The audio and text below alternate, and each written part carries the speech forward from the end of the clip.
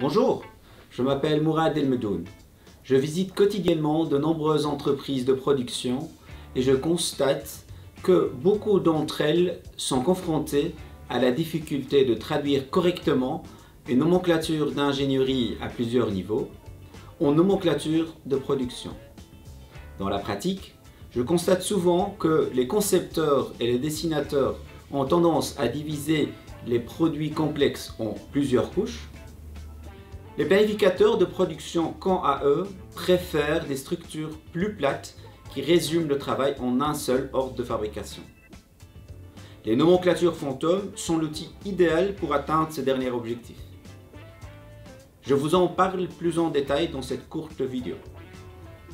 Commençons par le problème que nous voulons résoudre.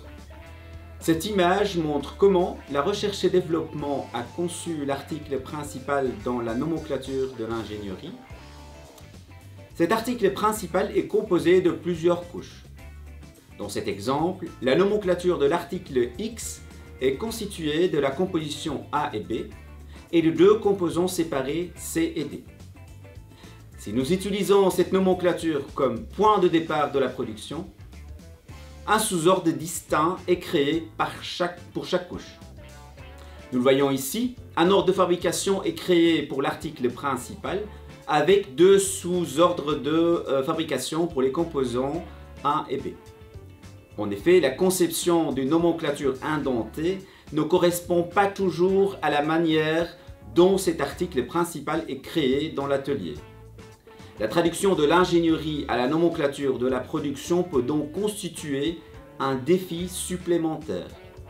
Le planificateur cherche à éviter des sous-ordres inutiles qui entraînent un travail supplémentaire et préfère une structure plus plate sans tous ces ordres de fabrication séparés, comme dans l'illustration suivante. Dans cet exemple, les nomenclatures pour les compositions A et B sont aplaties et un ordre de fabrication plat est utilisé. Cela est possible lorsque l'on travaille avec des nomenclatures fantômes. Les nomenclatures fantômes font le bonheur de l'ingénieur et du planificateur de production. Elles permettent de créer des ordres de fabrication plus plats. Vous êtes probablement déjà familier avec le terme nomenclature fantôme.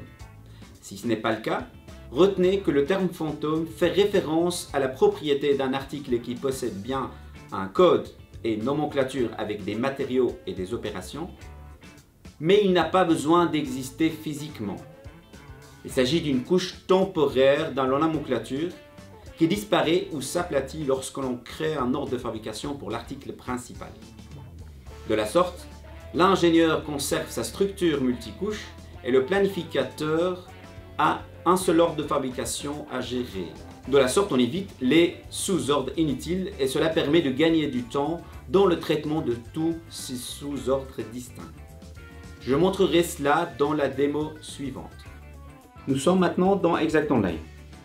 Pour montrer comment travailler avec des nomenclatures fantômes, j'ai créé un produit, le nettoyeur haute pression K3, qui a trois versions différentes de nomenclature.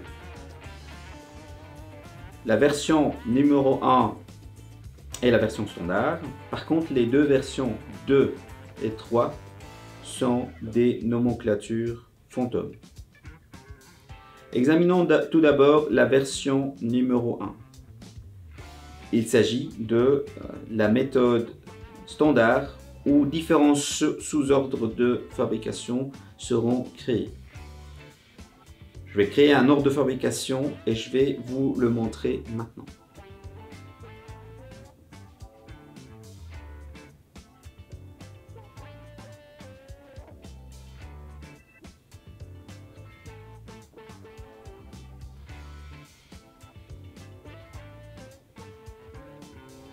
Voilà, comme on peut le constater, dans la structure d'ordre de fabrication, nous avons l'ordre de fabrication principal 94 et on a aussi des sous-ordres de fabrication, le 95 et le 96. Revenons à la fiche de notre produit. Pour les versions 2 et 3, nous travaillons avec de nomenclature fantôme.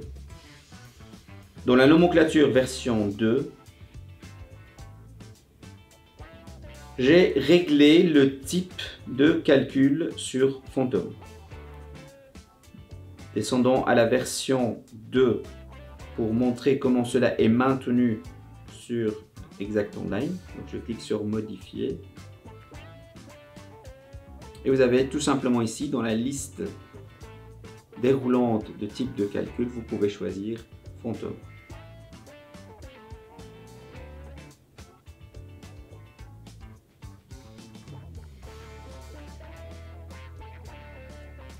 Cela dit, avec ces versions de nomenclature Phantom, un seul ordre de fabrication sera créé.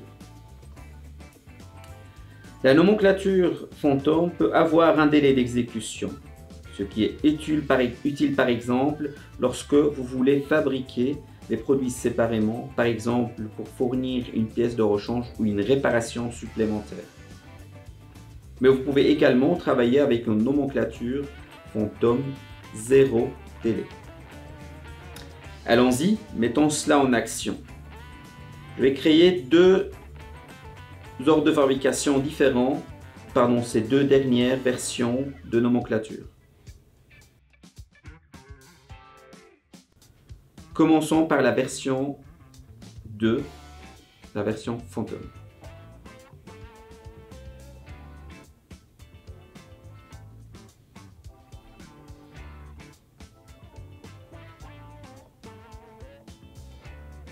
Ici, je change la version de nomenclature Phantom.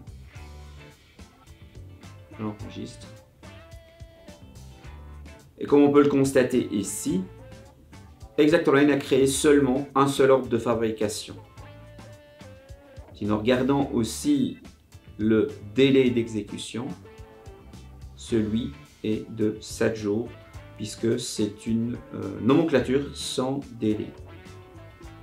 Tant pour moi avec délai. Nous allons maintenant créer un autre et un dernier ordre de fabrication en utilisant la troisième version.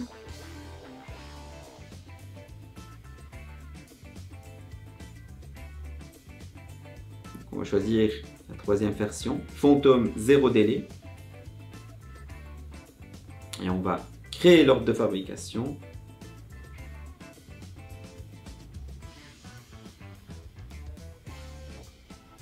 Bien entendu, ici, on aura également un seul ordre de fabrication. Par contre, la différence, c'est au niveau du délai de production. On a 0 jour de délai. Dans la démo précédente, j'ai brièvement montré comment vous pouvez travailler avec des nomenclatures Phantom. Résumons les avantages. Tout d'abord, une plus grande simplicité dans la gestion des nomenclatures. Vous ne devez plus créer la pièce partagée qu'à un seul endroit. Deuxièmement, vous évitez un travail supplémentaire en ne créant plus des sous-ordres distincts. De plus, la réduction du nombre des ordres de fabrication inutiles facilite la planification et permet de gagner du temps dans le traitement de tous ces sous-ordres distincts. Vous souhaitez plus d'informations? Consultez notre site web ou contactez-nous. Merci d'avoir regardé cette vidéo.